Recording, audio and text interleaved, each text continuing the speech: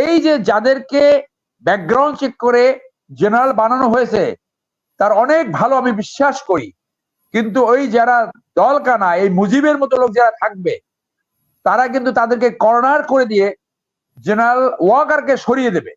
General ওয়াকারকে সরিয়ে তারা একজন টেক ওভার করবে। তারা টেক ওভার করে এমন পরিস্থিতি সৃষ্টি করবে তখন আবার কিন্তু এই শেখ হাসিনা আবার ফেরত আসতে পারে।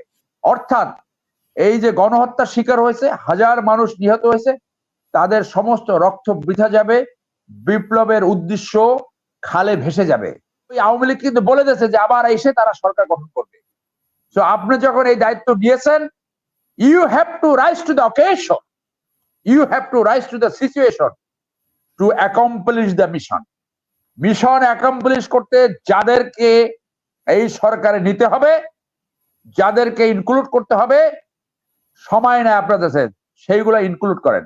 আদারওয়াইজ আপনারা কিন্তু মারাত্মক বিপদে পড়বেন। বাংলাদেশে যাতে আর কোনোদিন এই লুটেরা তন্ত্র, এই মাফিয়া তন্ত্র এবং এই নিকৃষ্ট পরিবার তন্ত্র বাংলাদেশের রাজনীতি নিয়ন্ত্রণ করতে না পেরে এবং স্বৈরতান্ত্রিকতা সৃষ্টি না করতে পারে। পরিবার থেকে আসলে তার প্রমাণ করতে হবে তার রাজনৈতিক কোয়ালিটি রয়েছে। শুধু অমুকের অমুক অমুকের অমুক এটা রাজনৈতিক কোয়ালিটি প্রকাশ পায় না। রাজনৈতিক কোয়ালিটি যদি থাকে তাহলে সে যে কোনো জায়গা থেকে আসুক সে নেতা হতে পারবে। দেখুন যে এই আনসারদের নিয়ে যে স্ট্যাটাস দেয় সেইটি প্রমাণ করে যে এইটার পিছনে তারা রয়েছে। আমি সেই জন্য বলছি যে কারা এই জন্য দায়ী। যে আজকে যে আনসার যে বিদ্রোহ করেছে সেটার জন্য ডাইরেক্ট ভারত, পতিত স্বরাষ্ট্রমন্ত্রী জেনারেল মুজিব এবং আমিনুল এবং এই জয় সাহেব এরা দায়ী। এবং সেই জন্য যারা এই অন্তর্বর্তীকালীন সরকার রয়েছে তাদের বিদ্রোহ দমন করার অভিজ্ঞতা কারো নাই। বিদ্রোহ কিভাবে দমন করতে হয় সেইটা তারা যারা মিলিটারিতে ছিল তাদের কাছ থেকে ইমিডিয়েটলি ওপিনিয়ন নেওয়া উচিত। এবং এই ধরনের বিদ্রোহ আরো হতে পারে, সেই বিদ্রোহ অঙ্কুরে বিনাশ করতে হবে। বিদ্রোহ কখনো সফট কথা বলে, ভালোবাসার কথা বলে বিদ্রোহ দমন হয় না। বিডিআর এর বিদ্রোহ দমন করে নাই সেই সময়, কারণ সেই সময় এটা রাজনৈতিক একটা পরিকল্পনার অংশ হিসেবে বাস্তবায়ন করা হয়েছে। ইন্ডিয়ান পরামর্শে, ইন্ডিয়ান রয়ের কিলার এবং সেই সময় ক্ষমতা পাকাপোক্ত করার জন্য আওয়ামী লীগের টপ নেতৃত্ব বিডিআর হত্যাকাণ্ড ঘটিয়েছে বলে 9:30টার মধ্যে 46 ব্রিগেড কমান্ডার সেখানে পৌঁছার পরেও তাদেরকে অপারেশন করতে দেয় নাই। এবং সেইখানে যারা মিলিটারি অফিসার গিয়েছিল তারেক সিদ্দিকী সেইখানে যে তাদেরকে বকাবকি করে ফেরত নিয়ে আসছে, সেইটা সেই সময়ের ভিডিওতে দেখা গেছে। অতএব যতক্ষণ পর্যন্ত এই প্রতি বিপ্লবী যারা করতে পারে, অর্থাৎ যারা স্বৈরাচারী সরকারের দোষর এবং ডাইরেক্টলি এবং ইনডাইরেক্টলি বেনিফিশিয়ারি, তাহলে দোষর কারা? যারা স্বৈরতান্ত্রিকতাকে দীর্ঘায়িত করতে চায়, যাদের পক্ষে প্রতি বিপ্লব করতে চায়, আর ডাইরেক্ট বা ইনডাইরেক্ট বেনিফিট পাইছে যারা বিভিন্ন পদায়ন হয়েছে, প্রমোশন পেয়েছে, জেনারেল হয়েছে, সচিব হয়েছে বিভিন্ন জায়গা, এরা ডাইরেক্ট বেনিফিশিয়ারি। তো তারা তাদের এই বেনিফিট কন্টিনিউ করার জন্য প্রতি বিপ্লব ঘটাবার চেষ্টা করবে যাতে আবার আওয়ামী লীগ আসে এবং আওয়ামী লীগ এসে তারা আবার আগের মতো করে ইন্ডিয়ান পাপেট হিসেবে কাজ করতে পারে। আপনার এই প্রোগ্রামের মধ্যে আগেও বলেছি, আবারও বলি যে জেনারেল ওয়াকার একটি ইতিহাস সৃষ্টি করেছে। ক্ষমতা নেওয়ার সমস্ত সুযোগ থাকা সত্ত্বেও তিনি ক্ষমতা নেননি। এমন ভাবে একটি পরিবর্তন ঘটিয়ে দিয়েছেন যেন একদম শান্তিপূর্ণভাবে একটা ক্ষমতা পরিবর্তন হয়েছে। গণহত্যা হয়েছে 5ই আগস্টের আগে, তারপরে কিন্তু তেমন কোনো হত্যাকাণ্ড ঘটেনি। আমরা রিপোর্ট অনুযায়ী একটা হত্যাকাণ্ডের ঘটনা শুনিনি। তো এর চেয়ে ভালোভাবে পরিস্থিতি ট্যাকেল দেওয়ার ইতিহাস খুব কম রয়েছে।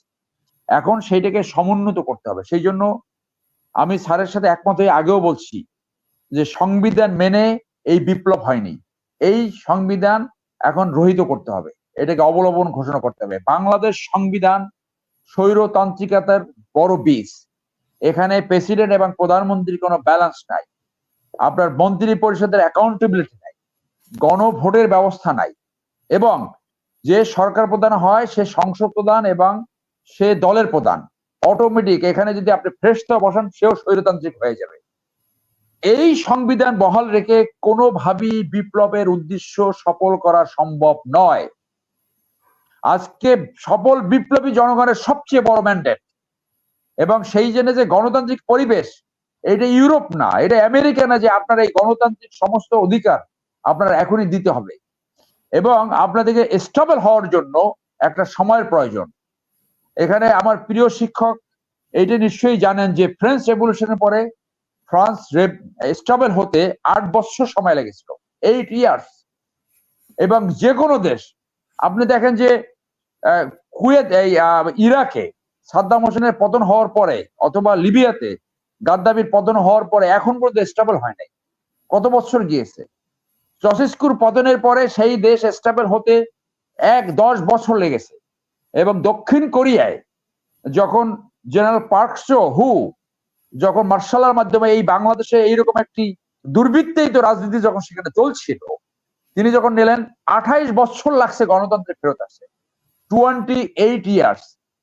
আর ওনরা কেন, যারা এখন সরকার গঠন করছে, তারা এইসব ইতিহাস জানে না? তারা এইখানে একেবারে গণতান্ত্রিক সমস্ত পরিবেশ বজায় রাখবে। ডক্টর ইউনূসের প্রতি মানুষের যে পাহাড় সম যে আশা, সেই আশা তিরোহিত হবে যদি ঠিক মতন এই পরিস্থিতি হ্যান্ডেল করা না হয়। বাংলাদেশের মানুষের একটা বড় অংশ, পলিটিক্সের একটা বড় অংশ ক্রিমিনালাইজড, অত্যন্ত ক্রিমিনাল মাইন্ডেড। তাদেরকে আপনি ভালো কথা বলে আপনারা আমাদেরকে সবাই সহায়তা করেন, আমি আপনাদেরকে ভালো কিছু দেবো, তাতে কাজ হবে না। এই কথা ভালো, কিন্তু you have to take appropriate action in the appropriate situation.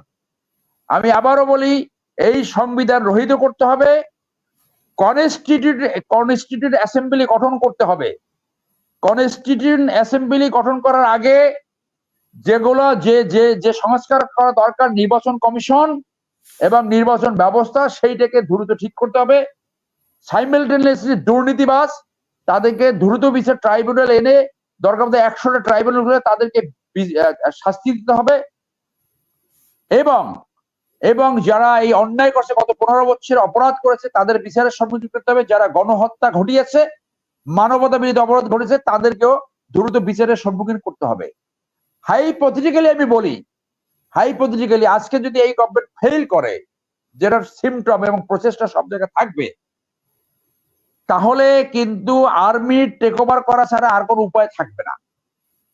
Army যদি টেক ওভার করে, জেনারেল ওয়াকার যদি কন্টিনিউ করে, তখন আর্মির ভিতর থেকে তাকে সরাবার একটা প্রচেষ্টা থাকবে। তাকে সরিয়ে এখন যারা জেনারেল প্রমোটেড হয়েছে, সব আওয়ামী লীগ কর্তৃক প্রমোটেড হয়েছে। আওয়ামী লীগ তাদের লয়ালিটি পরীক্ষা করে, তাদের রাজনৈতিক আনুগত্য, পরিবারের ইতিহাস দেখে তাদেরকে প্রমোশন দিয়েছে। জেনারেল ওয়াকার ফেরেশতার মতো আবির্ভূত হয়েছে। কিন্তু যদি এই বিপ্লবী সরকার ফেল করে এবং মিলিটারি টেক ওভার হয়, অর্থাৎ মার্শাল ল হয়, এই যে যাদেরকে ব্যাকগ্রাউন্ড চেক করে জেনারেল বানানো হয়েছে, তার অনেক ভালো আমি বিশ্বাস করি, কিন্তু ওই যারা দলকানা, এই মুজিবের মতো লোক যারা থাকবে, তারা কিন্তু তাদেরকে কর্নার করে দিয়ে জেনারেল ওয়াকারকে সরিয়ে দেবে। জেনারেল ওয়াকারকে সরিয়ে তারা একজন টেক ওভার করবে। তারা টেক ওভার করে এমন পরিস্থিতি সৃষ্টি করবে, তখন আবার কিন্তু এই শেখ হাসিনা আবার ফেরত আসতে পারে।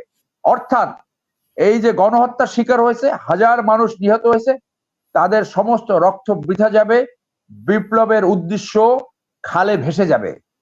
আমি আবারও বলি, এই বিপ্লবী সরকার very determined and strong minded হবে, ভেরি অ্যাসার্টিভ হতে হবে।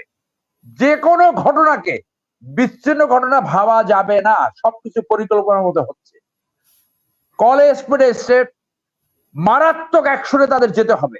এবং প্রতি বিপ্লব যেখান থেকে হতে পারে, প্রথম আসতে পারে সেটা আর্মি থেকে, আসতে পারে বিজিবি থেকে, আসতে পারে পুলিশ থেকে, আসতে পারে এই আনসার থেকে, আনসার থেকে অলরেডি এসে গেছে, আসতে পারে সিভিল প্রশাসন থেকে, আসতে পারে পলিটিক্যাল ক্যাডার থেকে। অঙ্কুরে তাদেরকে বিনষ্ট না করতে পারলে আপনারও 12টা বাজবে, দেশেরও 12টা বাজবে। আবার ওই আওয়ামী লীগ কিন্তু বলে দিয়েছে যে আবার এসে তারা সরকার গঠন করবে। তো আপনি যখন এই দায়িত্ব নিয়েছেন, you have to rise to the occasion, you have to rise to the situation to accomplish the mission. Mission accomplish করতে যাদেরকে এই সরকারে নিতে হবে, যাদেরকে ইনক্লুড করতে হবে সময় নেয় আপনাদের কাছে, সেইগুলো ইনক্লুড করেন। আদারওয়াইজ আপনারা কিন্তু মারাত্মক বিপদে পড়বেন। আমরা নাগরিক হিসেবে এই আশঙ্কা এখানে রেখে গেলাম। নতুন বিপ্লবী সরকার গঠন হওয়ার পরে যারা বিভিন্ন জায়গায় লুটপাট করেছে, যেখানে অনেক কোনো কোনো দলেরও নাম আসছে, আমি মনে করি যারাই এই লুটপাটের সাথে জড়িত, বিগত দিনের 15 বছরে যারা অন্যায় করেছে, মানবতা বিরোধী অপরাধ করেছে, গণহত্যা ঘটিয়েছে, তাদের যেভাবে বিচার করতে হবে। যারা বিপ্লবের পরে লুটপাটে শরিক হয়েছে, লুটপাট করেছে, তাদেরকেও বিচারের সম্মুখীন করতে হবে।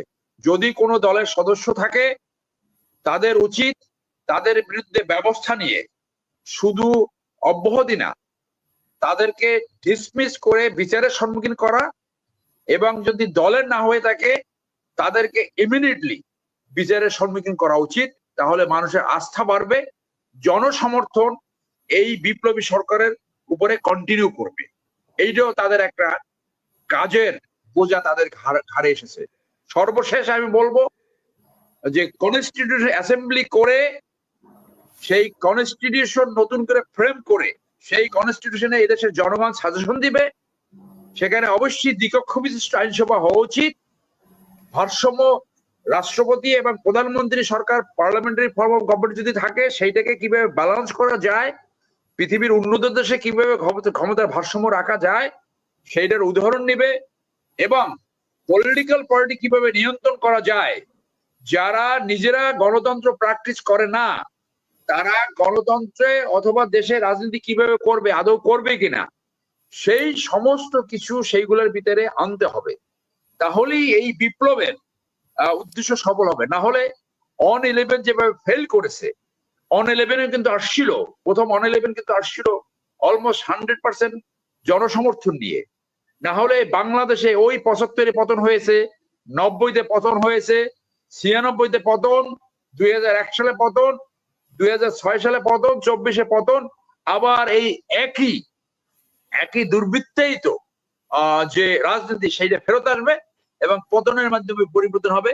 মানুষের কোনো ভাগ্যের পরিবর্তন হবে না। সো এই দাবিটা অত্যন্ত যথাযথ যে এই সরকার একদিকে রিফর্মস করবে, আর একদিকে কনস্টিটিউয়েন্ট অ্যাসেম্বলি করার জন্য তারা এগিয়ে যাবে। প্রথমে কনস্টিটিউয়েন্ট অ্যাসেম্বলি হবে, তারা সংবিধান প্রণয়ন করবে, সেই নতুন সংবিধানের আওতায় বাংলাদেশের মানুষ ভোটাধিকার প্রয়োগ করবে। ভয় ডর উপেক্ষা করে মানুষের প্রতিনিধি চুজ করার যে লিবার্টি, মানুষের প্রতিনিধি, জনগণের প্রতিনিধি নির্বাচন করার যে স্বাধীনতা, সেই স্বাধীনতা সেই সংবিধান নিশ্চিত করবে। এখন মানুষের প্রতিনিধি নির্বাচন করার স্বাধীনতা নাই। আপনি আইদার এই লুটেরা তন্ত্র অথবা অন্য কোনো লুটেরা তন্ত্রে যাইতে বাধ্য হন। অমুক জায়গায় আমি যেতে পারি না বলে আমার এই রাজনীতি করতে হবে। আমার রাজনীতি, আমার প্রতিনিধি নির্বাচন করার যে লিবার্টি, যে স্বাধীনতা, যে গুণগত মান যাচাই করে আমি আমার প্রতিনিধি নির্বাচন করব, সেই রাজনৈতিক প্রক্রিয়া বাংলাদেশে আসতে হবে। এমন রাজনৈতিক বন্দোবস্ত যেটা বিপ্লবীদের আশা এবং উদ্দেশ্য, বাংলাদেশে যেন আর কোনোদিন স্বৈরতান্ত্রিকতা ফেরত না আসতে পারে। বাংলাদেশে যাতে আর কোনোদিন এই লুটেরা তন্ত্র, এই মাফিয়া তন্ত্র এবং এই নিকৃষ্ট পরিবার তন্ত্র বাংলাদেশের রাজনীতি নিয়ন্ত্রণ করতে না পেরে এবং স্বৈরতান্ত্রিকতা সৃষ্টি না করতে পারে। পরিবার থেকে আসলে তার প্রমাণ করতে হবে তার রাজনৈতিক কোয়ালিটি রয়েছে। শুধু অমুকের অমুক, অমুকের অমুক, এটা রাজনৈতিক কোয়ালিটি প্রকাশ পায় না। রাজনৈতিক কোয়ালিটি যদি থাকে তাহলে সে যে কোনো জায়গা থেকে আসুক, সে নেতা হতে পারবে। কিন্তু যে কোনো পরিস্থিতিতে মাফিয়া তন্ত্র, লুটেরা তন্ত্র, এই দুর্বৃত্তায়িত এবং স্বৈরতান্ত্রিকতা বাংলাদেশে যাতে আর কোনোদিন এনগাল্ভ করতে না পারে, আর কোনোদিন গ্রাস না করতে পারে, সেইটি হবে প্রত্যেকটা নাগরিক, দেশপ্রেমিক নাগরিকের কমিটমেন্ট, এবং সেইটি আমাদের সবার আগে মনে রাখতে হবে। ধন্যবাদ।